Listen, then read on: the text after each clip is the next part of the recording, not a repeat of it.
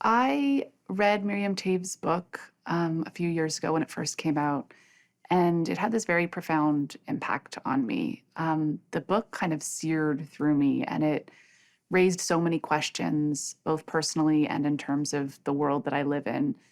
I think a lot of its power is the way it works on your subconscious. I mean, it's very, very wordy, and a lot of things are said, and a lot of ideas are expressed, and it's very philosophical. But it hit me on an emotional level. It made me feel like I was in the middle of 100 revelations at the same time.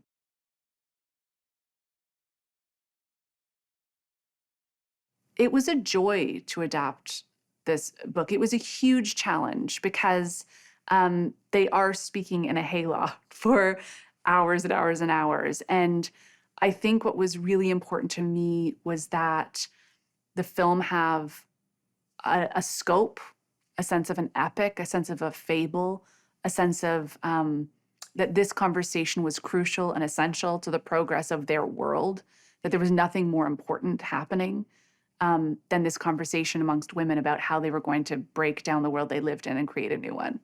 Um, so I kind of was thinking visually from the very beginning with the adaptation, like in the script stage. It was really important for me to imagine those landscapes and the canvas on which on which the story was going to be told.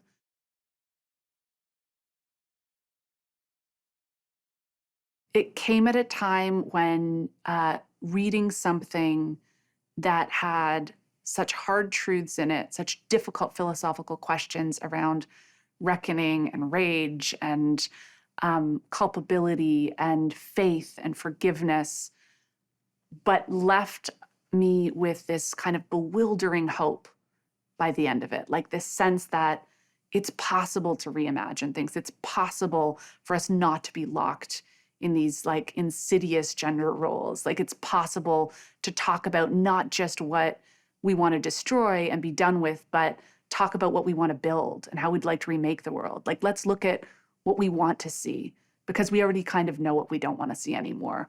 That filled me with a sense of possibility.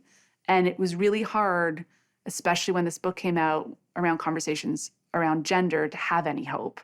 And I think it was just like so important for me to see what it could look like if a group of women who had essentially different viewpoints on many really important things could come together into a room and have a conversation that completely changed and remade their world.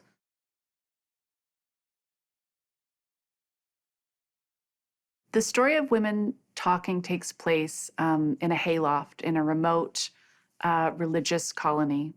We don't say where, we don't say what religion. And a group of women gather in a hayloft to discuss what they are going to do and how they're going to respond after a series of violent attacks in their community.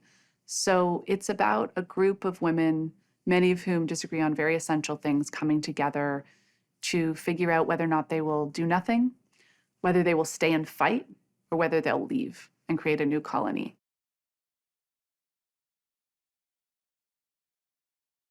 Rooney brought an energy to the set that was so much like the energy that Ona brings into the room of women. She was an enormous source of compassion, empathy, an incredible container for the raw and difficult emotions that had to come up in that room.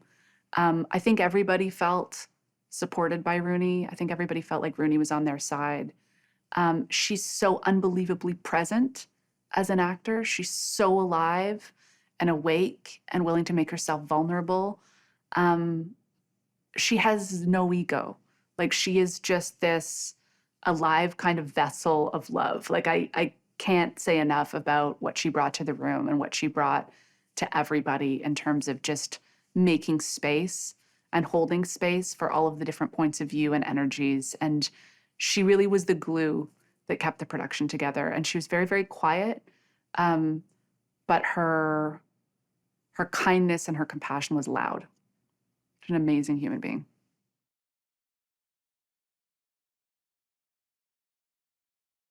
Claire is just this ball of like energy and passion and crazy commitment. She's so precise.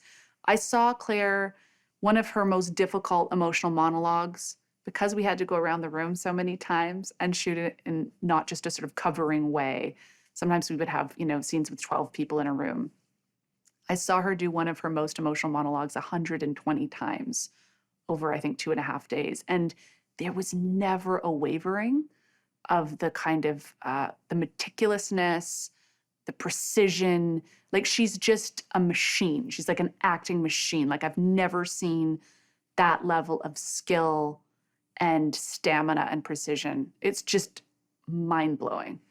So we were all just sort of in awe of Claire.